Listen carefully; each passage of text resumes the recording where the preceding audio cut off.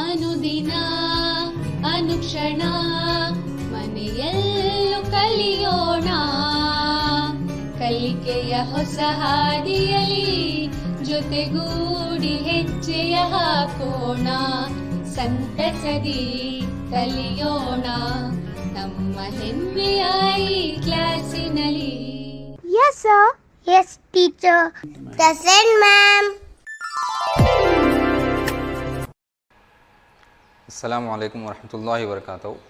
मैं Fayaz Ahmad, assistant teacher government girls Urdu high school fort Raichur, आप सभी बच्चों का Samveda e classes Urdu medium में फिर से खैर मुक़द्दम करता हूँ.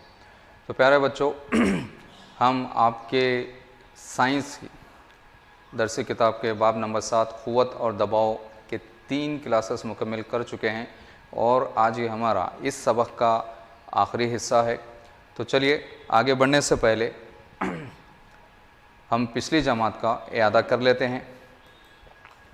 तो बच्चों, पिछली जमात में आपने पढ़ा दबाव किसे कहते हैं. किसी सतह के इकाई रकबे पर लगने वाली क़ुव्वत को हम दबाव कहते हैं. और आपने पढ़ा था दबाव का ज़ाब्ता जो होता है क़ुव्वत बटा रकबा. किसी भी रकबे पर लगने वाली क़ुव्वत क्या कहलाती है, दबाव कहलाती है. फिर आपने ये भी सीखा कि दबाव को नापने की इकाई एसआई इकाई न्यूटन फ़ी मुरब्बा मीटर होती है, जिसे हम पास्कल भी कहते हैं. तो चलिए आज के इस सबक के आज की इस क्लास में हम पढ़ेंगे कि रक़ीक़ और गैस के ज़रिए डाला गया दबाव. तो पहले हम देखेंगे कि रक़ीक़ के ज़रिए डाला गया. रक़ीक़ जिसे हम माए भी कहते हैं, माया यानी पतली चीज़, जैसे पानी, दूध, शहद, पतली चीज़ें जो होती हैं इन्हें हम माया या रक़ीक़ कहते हैं. तो ठोस अज़साम की तरह माए या रक़ीक़ जो होते हैं वो भी दबाव डालते हैं. तो अशिया जैसे पानी है, तेल, शराब, पेट्रोल, पारा जो एक धात है, ये तमाम रक़ीक़ की मिसालें हैं या माए हालत में पाई जाती हैं. तो सभी रक़ीक़ जिस बर्तन में उन्हें रखा जाता है, सभी माए रक़ीक़ जिस बर्तन में उन्हें रखा जाता है उसकी दीवारों पर और उस बर्तन का जो पेंदा होता है उस पर दबाव डालते हैं. सभी रक़ीक़ वज़न रखते हैं. जितने भी माए होते हैं उनका एक अपना वज़न होता है. जैसे पिछली क्लास में बच्चों, अगर आपको याद है, मैंने बताया था कि किसी भी जिस्म का जो वज़न होता है असल में वो क़ुव्वत होती है और वज़न की जो क़ुव्वत होती है वो हमेशा नीचे की तरफ अमल करती है. तो सभी रक़ीक़ वज़न रखते हैं और जब हम किसी रक़ीक़ को एक बर्तन में डालते हैं तो वो बर्तन की दीवारों पर और बर्तन का जो निचला हिस्सा, जिसे हम बर्तन का पेंदा कहेंगे, उस पर दबाव डालते हैं. तो हम कहते हैं कि जिस बर्तन में भी रक़ीक़ को रखा जाता है, माए को रखा जाता है, सबसे आम इस्तेमाल होने वाला माया या रक़ीक़ पानी है. तो चलिए हम समझ लेते हैं. मान लीजिए इस बर्तन में पानी रखा हुआ है, इस पानी का अपना वज़न होगा और ये वज़न की जो क़ुव्वत होती है वो नीचे की तरफ लगाएगा, यानी जो बर्तन का निचला हिस्सा है या बर्तन का जो बेस होता है, जो बर्तन का पेंदा होता है, उस पर वो क़ुव्वत लगाएगा जिसे हम रक़ीक़ का दबाव कहते हैं. तो हम कहते हैं कि रक़ीक़ बर्तन के पेंदे पर जिसमें उसे रखा गया होता है उस पर दबाव डालता है. तो रक़ीक़ के ज़रिए लगाया गया दबाव को भी हम उसी ज़ाब्ते से मालूम कर सकते हैं. तो पिछली क्लास में हमने दबाव के लिए ज़ाब्ते को पढ़ा था कि दबाव मसावी होता है क़ुव्वत बटे रक़बा. इस हालत में है ना, इस फार्मूले में यहाँ पे जो क़ुव्वत है, क़ुव्वत हम रक़ीक़ के वज़न को मानेंगे. जो रक़ीक़ का वज़न होता है ना, वो क़ुव्वत है और बटे में जो रक़बा है, ये रक़बा बर्तन का जो पेंदा होता है उसका रक़बा है. तो रक़ीक़ या माया होता है उसके दबाव का इन्हिसार उसकी गहराई पर होता है. यानी एक बर्तन में जो हम रक़ीक़ लेते हैं तो वो कितना दबाव डालेगा, ये इसका इन्हिसार रक़ीक़ की गहराई पर होता है. यानी एक रक़ीक़ या माया तमाम गहराइयों में यकसां दबाव नहीं नहीं डालता है। रखीक के ज़रिए डाला गया दबाव गहराई के साथ तब्दील होता है। जिस बर्तन में भी हम पानी को या किसी भी रखीक को रखते हैं, माए को रखते हैं, तो उसकी मुख्तलिफ़ गहराइयों में दबाव यकसां नहीं होगा, यानी मुख्तलिफ़ गहराइयों में रखीक का दबाव मुख्तलिफ होता है। और जैसे जैसे हम किसी भी रखीक के नीचे की तरफ ना गहराई में जाते हैं, जैसे जैसे हम गहराई में जाते हैं तो रखीक का दबाव बढ़ता जाता है। तो हम कहते हैं असल में रखीक का ज़रिए डाला गया दबाव रखीक में गहराई के साथ बढ़ता है। तो रखीक के ज़रिए डाला गया दबाव रखीक की सतह के बिल्कुल नीचे बहुत कम होता है, लेकिन जैसे जैसे हम गहराई में जाते हैं रखीक का दबाव बढ़ता जाता है। मान लीजिए एक बोतल में हम पानी को लेते हैं, जो एक रखीक की मिसाल है, एक माए की मिसाल है। तो इस पानी में मुख्तलिफ़ गहराइयों में पानी के ज़रिए पड़ने वाला दबाव मुख्तलिफ होता है। तो जैसे शक्ल में आप देख सकते हैं, एक बोतल में हमने पानी लिया है और इस चीज़ को हम समझने की कोशिश करेंगे कि रखीक के ज़रिए डाला गया दबाव है ना कैसे ये गहराई के साथ बदलता है। तो मान लीजिए हमने यहाँ पे 4 पॉइंट्स है ना मार्क किए हैं, मान लीजिए, या 4 सुराख कर दिए हम यहाँ पे, जैसे A, B, C और D। ठीक है, बोतल में पानी का जो सतह है, मान लीजिए ये पानी की सतह है बोतल के अंदर, और इस सतह के जस्ट नीचे थोड़ा सा नीचे हमने एक सुराख लगाया, मान लीजिए उसका नाम हमने A रखा। फिर और नीचे गहराई में जाकर और एक सुराख हमने बनाया, मान लीजिए इसको हमने B से मार्क किया। उसके बाद और गहराई में जाके C और D।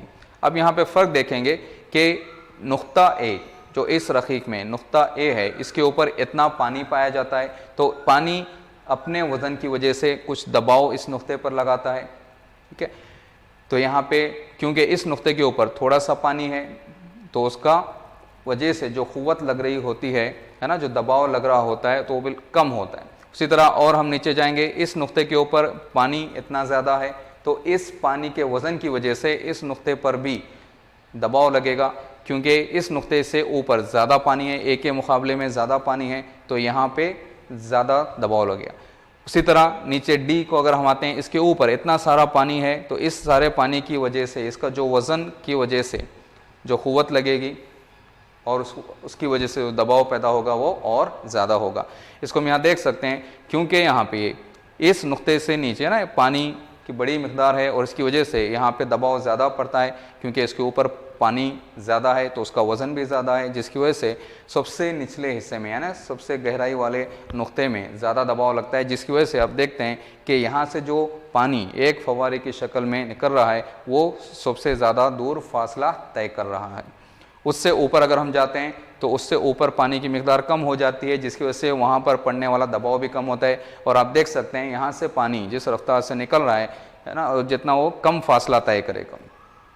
तो इस सरगर्मी से हम नतीजा निकाल सकते हैं कि जैसे जैसे बर्तन में गहराई बढ़ते जाती है, पानी के ज़रिए लगने वाला दबाव भी बढ़ते जाता है। या आम तौर पर हम कह सकते हैं कि किसी भी माया में, किसी भी रखीक में गहराई के साथ जैसे जैसे हम रखीक में, माए में नीचे की तरफ गहराई में जाते जाएंगे, तो उसकी वजह से लगने वाला दबाव भी बढ़ता जाएगा।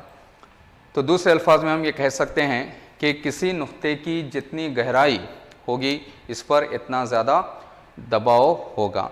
मसलन समंदर के नीचे अगर हम 10 मीटर की गहराई में जाते हैं तो वहाँ पर हमको कम दबाव लगेगा। अगर हम वही और अंदर 20 मीटर की गहराई में जाते हैं तो हम पर लगने वाला दबाव ज़्यादा होगा। चलिए, किसी बर्तन के पेंदे पर पानी के ज़रिए लगाया गया दबाव पानी के कॉलम की ऊंचाई पर मुनहसिर करता है। किसी भी बर्तन में जिसमें हमने पानी रखा हुआ है, उसके बेस पर, उसके पेंदे पर कितना उस पानी की वजह से दबाव पड़ता है, ये इस बात पर मुनहसिर करता है कि पानी की ऊंचाई कितनी है।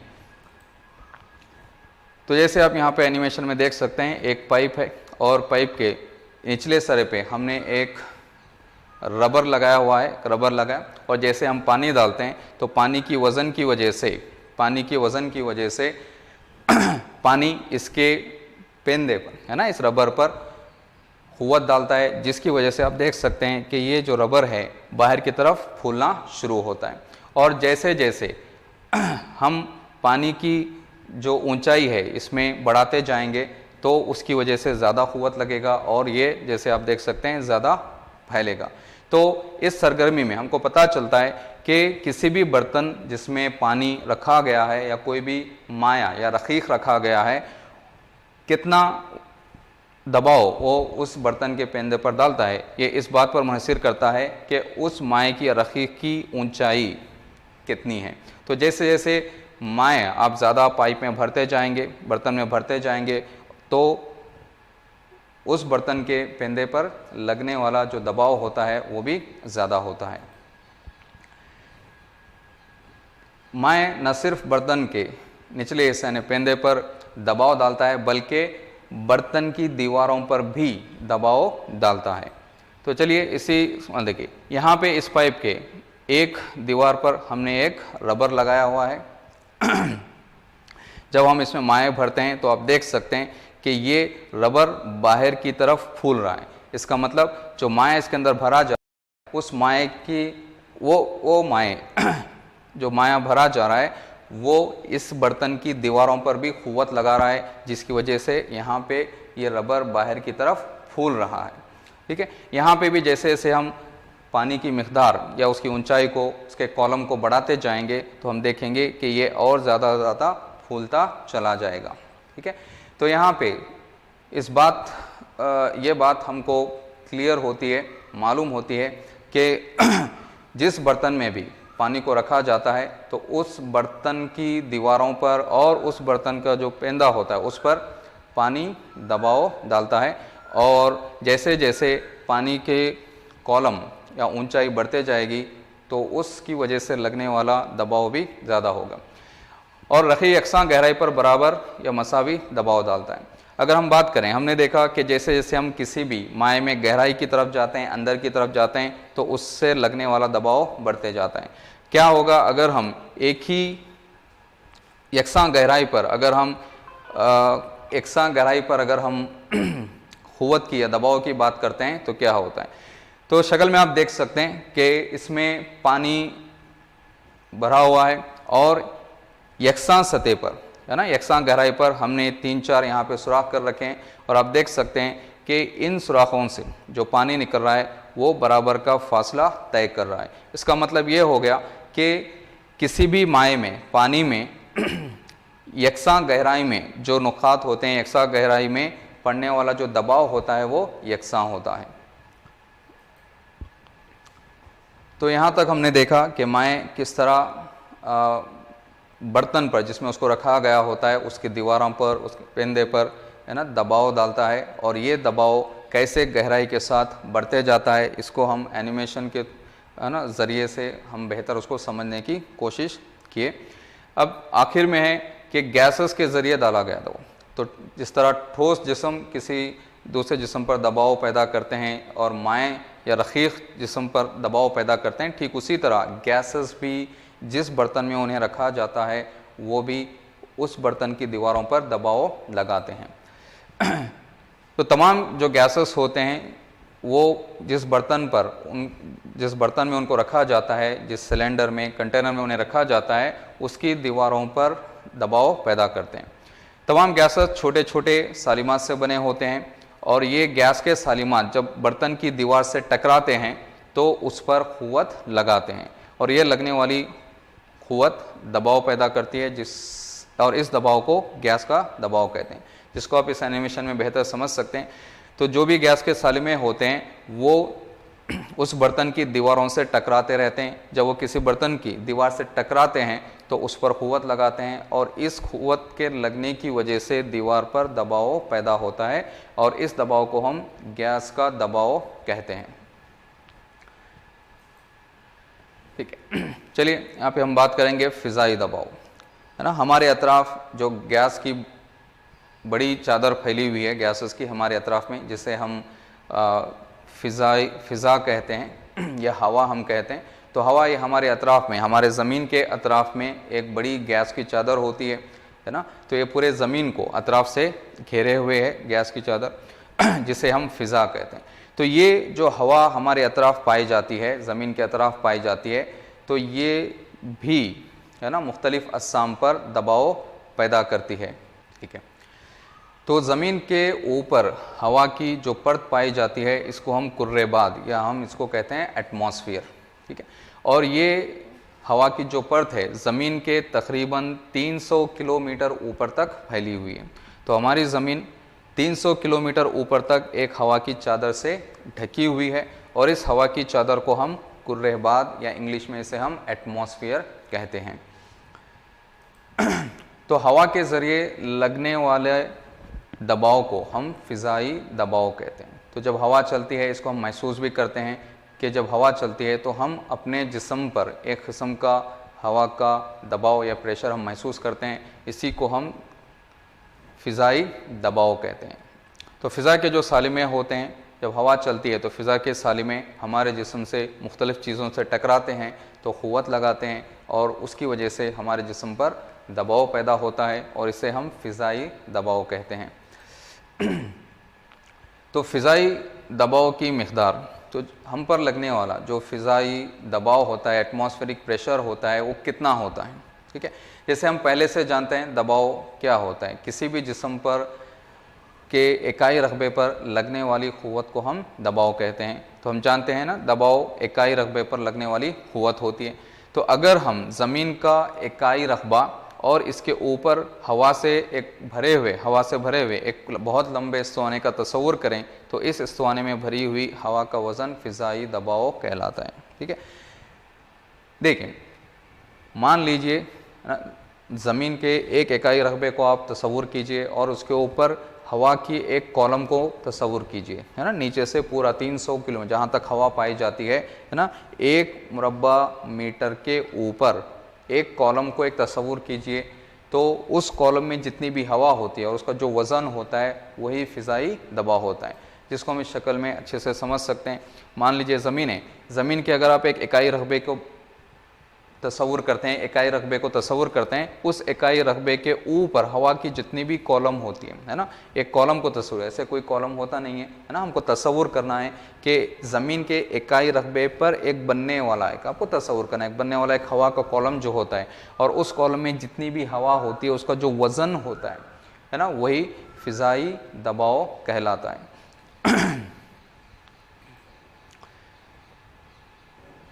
ज़मीन पर फ़िज़ाई दबाव सबसे ज़्यादा सतह समंदर पर होता है।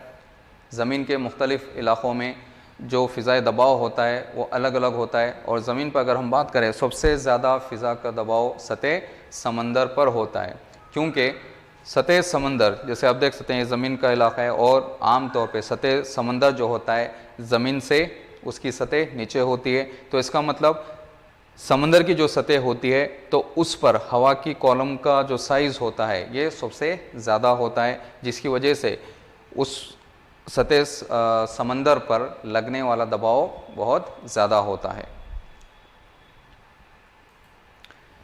ज़मीन की सतह से जैसे जैसे हम ऊपर जाते हैं हमारे ऊपर हवा का वज़न कम होता जाता है, लिहाजा फ़िज़ाई दबाव भी कम होता जाता है।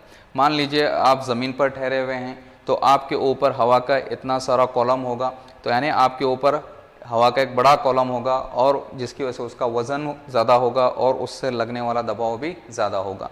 मान लीजिए आप उड़कर प्लेन के ज़रिए, किसी गाड़ी के ज़रिए आप फ़िज़ा में, रॉकेट के ज़रिए, प्लेन के ज़रिए आप ऊपर जाते हैं, ठीक है, या कोई ऊपर जाते हैं, तो मान लीजिए अगर आप इस एटमॉस्फेयर में ऊपर इस मुकाम पर होते हैं तो अभी आपके ऊपर हवा की जो परत है वो कम हो जाती है, हवा का जो कॉलम है वो कम हो जाता है, जिसकी वजह से वहाँ पर दबाव कम होता है। तो जैसे जैसे हम ऊपर की तरफ, है ना, फ़िज़ा में ऊपर की तरफ जाते हैं, हवा में ऊपर की तरफ जाते हैं, तो हमारे ऊपर जो हवा का कॉलम है वो कम होता जाता है, जिसकी वजह से हमारे ऊपर लगने वाला दबाव भी कम होता जाता है। जैसे हम जानते हैं ज़मीन का इकाई रकबे के ऊपर इस्तिवाने में भरी हुई हवा का वज़न क्या कहलाता है? फ़िज़ाई दबाव कहलाता है। तो फ़िज़ाई दबाव कितना ज़्यादा होता है उसको समझने के लिए आपकी किताब में एक तजुर्बा दिया गया है जिसे मैगेटबर्ग का तजुर्बा कहते हैं। फ़िज़ाई दबाव कितना होता है ना, इसकी मकदार कितनी होती है, कितना ज़्यादा क़ुव्वत फ़िज़ाई दबाव हमारे ऊपर पड़ता है, इसको समझने के लिए मैगेट बर्ग का तजुर्बा आपकी किताब में दिया गया है। तो इस मैगेट बर्ग के तजुर्बे में, इसे आप तस्वीर में देख सकते हैं, यहाँ पे 2 निफ्स कुर्रे धात के बने हुए, है ना, 2 निफ्स कुर्रे हैं जो धात के बने हुए हैं, जो इस तरह से होते हैं, ठीक है। जो 2 निफ्स कुर्रे हैं जो धात के बने हुए हैं, तो इन दोनों को जोड़कर, इन दोनों को जोड़ा गया, और जब इन दोनों को जोड़ा जाता है ना, 2 धात के बने हुए 2 निफ्स कुर्रे हैं, इनको जोड़ा गया, और जोड़ने के बाद इसके अंदर जो हवा है उसको बाहर निकाला गया, ठीक है, उसको बाहर निकाला गया। तो आप देख सकते हैं जब ये दोनों को मिलाया जाता है तो इनके ऊपर जो बाहर इसके अतराफ में हवा होती है, तो वो हवा इन निफ्स कुर्रों पर बाहर से दबाव लगाती है, जिसे हम फ़िज़ाई दबाव कहते हैं। तो अब ये फ़िज़ाई दबाव कितना होता है, तो आप देख सकते हैं कई घोड़े, यहाँ पर कई घोड़े, है ना, इसको फिर दोनों को अलग करने के लिए, जैसे आप देख सकते हैं कई घोड़ों का इस्तेमाल किया गया,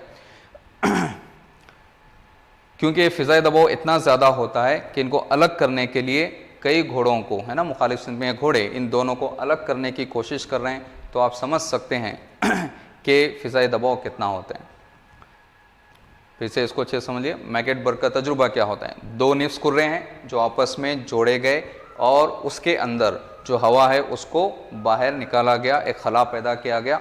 अब यहाँ पे हवा सिर्फ बाहर मौजूद है, और बाहर जो हवा मौजूद है वो इस पर दबाव डाल रही है, जिसे हम फ़िज़ाई दबाव कहते हैं। अब इनको निकालना उतना आसान नहीं होगा, है ना, जितना फ़िज़ाई दबाव लग रहा है उतने दबाव अगर हम मुखालिफ सिमत में इनके ऊपर डालते हैं तब जाकर ये आपस में अलहदा होंगे। तो इसकी कुछ मालूमात यहाँ पे आपको दी गई है। तो मैगेट बर्ग के तजुर्बे से हमने देखा कि फ़िज़ा ज़मीन पर और उस पर मौजूद अजसाम पर बहुत ज़्यादा दबाव डालती है। तो यहाँ पे फितरी तौर पे हमारे जहन में एक सवाल आ रहा होगा कि जब फ़िज़ा इतनी ज़्यादा क़ुव्वत, जैसे हमने अभी मैगेट बर्ग के तजुर्बे में देखा कि 2 धात के बने हुए निफ्स कुर्रों को अलहदा करने के लिए कई घोड़ों का इस्तेमाल किया गया, इसका मतलब फ़िज़ाई दबाव इतना ज़्यादा होता है। तो ज़हनी तौर पे हमारे जहन में सवाल आता है कि अगर फ़िज़ा हमको इतनी ज़्यादा दबाव से अगर हमारे ऊपर अमल कर रही है, तो इसकी वजह से ज़मीन पर रहने वाले, है ना, जानदार जो होते हैं या जो दूसरे अशिया होते हैं वो क्यों उसकी वजह से पिचक नहीं जाते, क्यों कुचले नहीं जाते, ये जहन में हमारे सवाल फितरी तौर पे पैदा होता है। तो इसका जवाब ये है कि हमारे जिस्म में भी एक माया पाया जाता है जिसे हम खून कहते हैं, और ये खून की नालियों के ज़रिए हमारे जिस्म के हर खलिए तक पहुंचता है। जब ये खून की नालियों में दौड़ता है तो ये एक दबाव पैदा करता है खून की नालियों में, और इस दबाव को हम खून का दबाव या ब्लड प्रेशर कहते हैं। तो ये खून का जो दबाव हमारे जिस्म में पैदा खून की वजह से लगता है, ये फ़िज़ा के जो बाहर हमारे ऊपर, है ना, हम जानवरों पर जितनी फ़िज़ा का दबाव लग रहा है उससे बिल्कुल थोड़ा सा ज़्यादा होता है, क्योंकि हमारे जिस्म पर बाहर से डाला गया फ़िज़ाई दबाव और हमारे जिस्म के अंदर से लगने वाला खून का दबाव ये तकरीबन आपस में मसावी होते हैं, जिसकी वजह से हमें बाहर से लगने वाले फ़िज़ाई दबाव की वजह से कोई परेशानी नहीं होती है या हम उसकी वजह से कुचले नहीं जाते हैं। तो असल में हमारे खून का दबाव, हमारे खून का जो खून की नालियों में बहने वाला जो खून का दबाव है और बाहर से लगने वाला जो फ़िज़ाई दबाव है, ये एक दूसरे को इतनी अच्छी तरह से मुतवाज़ुन करते हैं, बैलेंस करते हैं कि इसकी वजह से हमको कोई बेचैनी महसूस नहीं होती, यहाँ तक कि हमें फ़िज़ाई दबाव हमारे जिस्म पर लग रहा है ऐसे भी कोई एहसास नहीं होता है। तो हम देखेंगे कि कम फ़िज़ाई दबाव की वजह से हमारे जिस्म पर क्या असरात होते हैं। अगर जो फ़िज़ाई दबाव हमारे जिस्म पर पड़ रहा है अगर वो कम हो जाता है तो इसके हमारे ऊपर क्या असरात होते हैं। एक मिसाल के ज़रिए हम इसको समझते हैं कि ज़मीन की सतह पर फ़िज़ाई दबाव सबसे ज़्यादा होता है। जैसे हम ज़मीन पर ठहरे हुए हैं तो हमारे ऊपर हवा की एक बड़ी कॉलम मौजूद है, जिसकी वजह से यहाँ पे हम पर फ़िज़ाई दबाव बहुत ज़्यादा पड़ता है। लिहाजा और जब हम बुलंदी या पहाड़ पर जाते हैं, जैसे अभी मैंने बताया, जैसे हम ऊंचाई की तरफ जाते हैं तो हमारे ऊपर हवा का कॉलम कम होता जाता है और उससे लगने वाला दबाव भी फ़िज़ाई दबाव कम होता जाता है। लिहाजा ज़्यादा बुलंदी पर फ़िज़ाई दबाव खून के दबाव से बहुत कम हो जाता है। यानी अगर एक हम बुलंदी पर जाते हैं तो हमारे जिस्म पर लगने वाला जो फ़िज़ाई दबाव होता है वो कम हो जाता है, जबकि खून का दबाव हमारे जिस्म में ज़्यादा हो जाता है और इसकी वजह से हमारे जिस्म में कुछ खून की नालियाँ फट जाती हैं और नाक से खून बहना शुरू हो जाता है। तो हमारी रोज़मर्रा ज़िंदगी में फ़िज़ाई दबाव के मुख्तलिफ़ इतलाक़ क्या होते हैं, हमारे रोज़मर्रा ज़िंदगी में फ़िज़ाई दबाव का क्या रोल होता है। वो पीने की नली, ड्रिंकिंग स्ट्रॉ, इसको हम आपने इस्तेमाल किया होगा। तो जो ड्रिंकिंग स्ट्रॉ होता है, पीने की नली जो होती है पीने की जो नली होती है, देखिए यहाँ पे जब हम स्ट्रॉ को एक माए में या जूस में या पानी में हम डालते हैं और जैसे ही हम उस पानी को खींचते है ना, जिसकी वजह से इस खला में, इस स्ट्रॉ में या इस नली में जो हवा होती है, जब हम इसको खींचते हैं तो इसमें जो हवा होती है वो हवा क्या हो जाती है, खाली हो जाती है, क्योंकि नली में कोई हवा नहीं है और बाहर से इस पानी की सतह पे फ़िज़ा का दबाव पड़ता है और इस फ़िज़ा के दबाव की वजह से पानी ऊपर की तरफ उठना शुरू हो जाता है।